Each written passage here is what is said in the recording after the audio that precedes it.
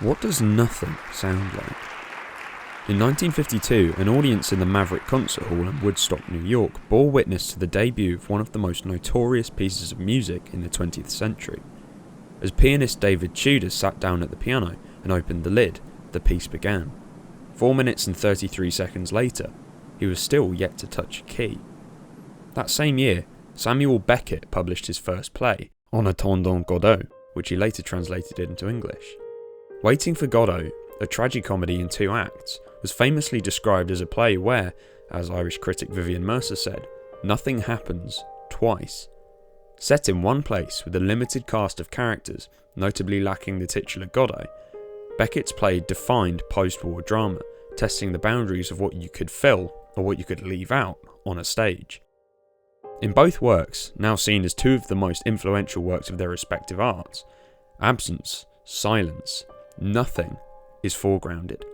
Each boasting careers that spanned over 6 decades, Cage and Beckett were 2 of the most listened to artists of their generation. So why is it that nothingness dominates in their work? Why do we want to listen to nothing? And can nothing mean something? To understand why Cage and Beckett were attracted to nothingness, it's essential to first look at their earliest works in their respective mediums. Music wasn't John Cage's first choice as an artist. For many years he held aspirations to be a writer and even a painter, before embarking on a tour of Europe where he educated himself on art and architecture and composed his first pieces of music.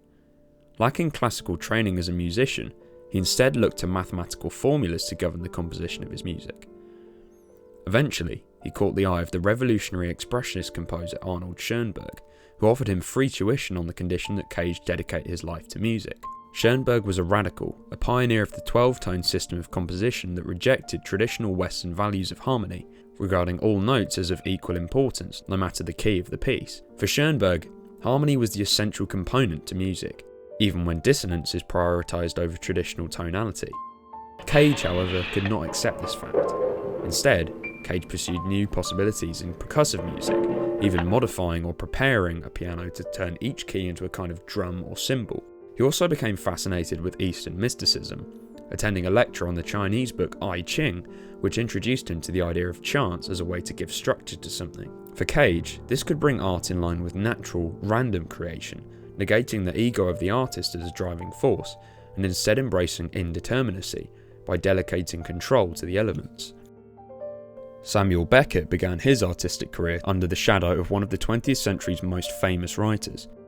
Having received an elite education in Dublin, studying modern literature and taking classes in French, Italian and English at Trinity College, in 1928 he left for Paris, entering the circle of James Joyce, who had made a similar trip to the continent 24 years earlier.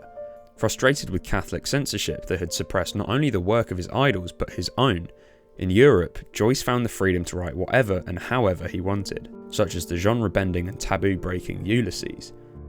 Beckett was enamoured by this freedom, and for a term served as Joyce's personal assistant, helping with the production of his next work, Finnegan's Wake, a novel that pushed the English language to the brink of unreadability.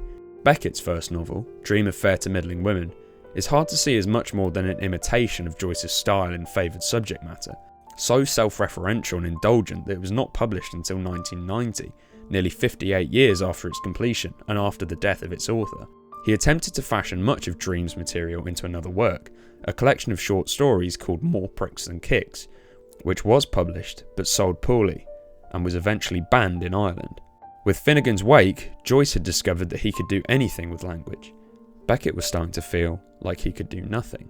In 1937, awaiting the publication of his hitherto rejected novel Murphy, Beckett wrote a letter to his German friend Axel Kaun. It's becoming ever more difficult, indeed more senseless, for me to write in an official English, and more my language seems to me like a veil, which one must get past in order to get to the thing that lies beyond, or the nothing that lies behind.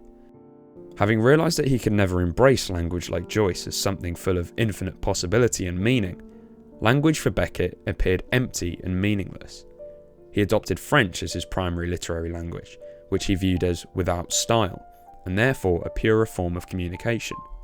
This shift in his thinking led to the conception of his next novel, What?, in which the titular character attempts to find a meaning to his life as a servant to the elusive Mr. Not. He set to trying names on things and himself as a woman has. Names, words, become interchangeable, like musical notes to John Cage. They are detached from intrinsic meaning. As we ask what, we only get in response, not. Both artists reached a point where the tools of their art, musical notes in harmony and words, failed to achieve what they wanted them to say. They were confronted with silence or nothingness, which they then sought to harness. What actually is silence? When John Cage paid a visit to the anechoic chamber at Harvard University in 1951, a room where external sounds are deadened. In that silent room, I heard two sounds, one high and one low. Afterward, I asked the engineer in charge why, if the room was so silent, I had heard two sounds. He said the high one was your nervous system in operation. The low one was your blood in circulation. When someone performs John Cage's 4 minutes 33, therefore, while they are technically playing nothing, that is, creating no deliberate sound, whatever sounds are filling the performance venue during those few minutes become the piece. There's no such thing as an empty space or an empty time, Cage said in his lecture on experimental music. Try as we might to make silence, we cannot. Nothing, for Beckett, is a similar ordeal. He famously referred to speech of any kind as a stain on silence, something to be avoided. A private man, he was not fond of having his voice recorded, barely giving interviews and even being reluctant to have certain works republished. Famously, upon his receipt of the Nobel Prize for Literature in 1969, he agreed to an interview for Swedish television on the condition that he was asked no questions whatsoever. As a writer, he found he had nothing to express, or rather, he had to express nothing. Nothing to be done, Vladimir says in the opening moments for Waiting for Godot, but of course, in the following 2 hours, something has to happen in order for the play to be a play. In this sense, it's not that there is no thing that can be done, but it is that nothing must inevitably be accomplished. Cage and Beckett detach a sense of meaning from their symbols, being musical notes and words. This attitude was rife at the time, a staple of raging postmodernism that challenged existing institutions like art, government, and religion, which claimed authority. For the existentialists, whom many consider Beckett to be one of, life could not be said to have an intrinsic meaning, with no God to serve, no purpose to fulfill. Albert Camus, perhaps the most famous existentialist, compared existence to the task of the mythical Sisyphus, who was forced to continually push a boulder up a mountain, only to stumble at the last moment and start all over again the next day. Attempting to say anything of consequence is a similar task for Beckett, as you inevitably end up saying nothing at all. But for nothing to be described by a word in the first place implies its nature as a something. In the poem Tailpiece, included at the end of What, Beckett describes the purpose of the writer as to nothingness in words enclose.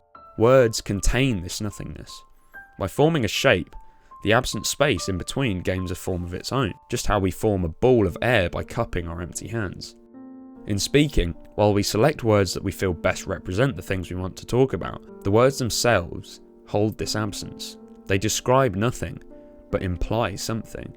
In Waiting for Godot, there's a moment when Vladimir and Estragon, confronted with the boredom of waiting for a man that will never come, become aware of all the dead voices. They are surrounded by their silence, dead voices being, of course, voices that can't speak. Vladimir and Estragon speak, therefore, so that we won't hear this silence. Here again is that paradox. To achieve a state of silence, of not hearing something, one must speak, while to speak is actually to say nothing at all. But this notion of nothingness, as we've seen, is never completely empty. It's always occupied by other sounds, interpreted meanings, and other phenomena. Why would you choose to make silence, to make nothing? Why did Beckett make his goal to get past the veil of language, to try and access the nothing that lies behind it? Why should John Cage expect an audience to listen to 4 minutes and 33 seconds of nothing? Along with nothing to be done, a phrase that appears time and time again across Beckett's work is going on. In The Unnameable, the concluding part of Beckett's trilogy of novels, we are presented with a voice lacking a clear name, identity, environment, and time. Where now? Who now? When now? The book begins. with no reality to ground this voice in. The only thing that exists for certain in the book is the voice itself. Its purpose, its activity, is going on. The ambiguous phrase can refer to going on living, but is also tied to speaking. As long as the voice has something to say, it lives. The speech is long, rambling, desperate, terrified of the silence that follows if it stops speaking. You must say words as long as there are any, until they find me, until they say me. Where I am, I don't know, I'll never know. In the silence you don't know, you must go on, I can't go on, I'll go on. Speech is survival for Beckett, as much as it is meaningless. In the novel How It Is, the punctuationless ramblings of the speaker, submerged in mud, are separated into short paragraphs, which emerge like gulps of breath. His focus on the processes of the body, whether it be breath, eating, or even defecation, draws attention to our material existence, removed from a sense of higher truth or meaning. These processes, like speech, don't have any purpose other than ensuring our continued existence. We must keep going on because we can't do anything else. We're always doing something as long as we're alive. Beckett and Cage ask us to give up our wish for works of art or mediums of communication to mean something. Once we've done this, we're liberated from yearnings that distract us from the immediacy of living experience. People expect listening to be more than listening. And so sometimes they speak of inner listening or the meaning of sound. When I talk about music, it finally comes to people's minds that I'm talking about sound that doesn't mean anything. Realizing the silence of language, we're forced to listen to the previously unheard sounds of our own consciousness and of the world that surrounds us. In this sense, nothing is silent. Everything is full of noise and life. Striving for emptiness reveals this fullness. It's a failure in a sense, but unlike a use of music or language that strives for meaning, only to find no solid conclusion in a postmodern society, a failure to achieve nothing conversely achieves everything, or at least something. Beckett's literature of the unword is a deliberate attempt to expose the failure of language as an expressive medium, having failed himself in his early works. What he unlocked was new ways of manipulating language. Music, for John Cage, and by extension art, is purposeful purposelessness. It's purposeless play, an activity for the sake of it, for enjoying momentary sensation. This play, John Cage says, is an affirmation of life.